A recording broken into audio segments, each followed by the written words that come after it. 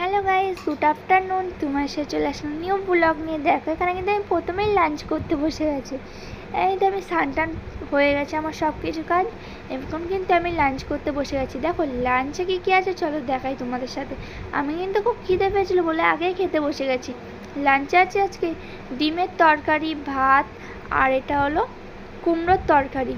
এখানে কিন্তু আমি আগেই খেতে বসে গেছি আর তোমাদের সাথে কিন্তু পর দেখিয়ে দিলাম কী খাবার রান্না হয়েছিল।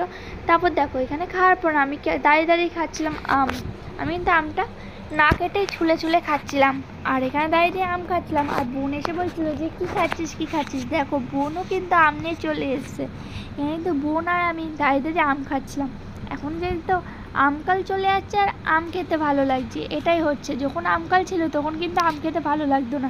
তারপর যাই হোক আমটাম খেয়ে কদিন ধরে খুবই বৃষ্টি হচ্ছে, এই কারণে বাইরে যেতে পারছি না। আজকে কিন্তু ভেবেছিলাম ঘুরতে যাবো, তার জন্য দেখো আমরা কিন্তু ফটাফট রেডি হয়েছি।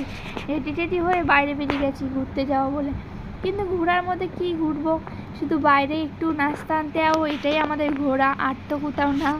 তো যাই হোক এখানে কিন্তু চলে এসেছি আমি আর দিদি। আর দেখো গাছের থেকে ফুল ছিল, আমরা কিন্তু মাথায় দিয়েছিলাম, আমিই দিয়েছিলাম দিদিকে।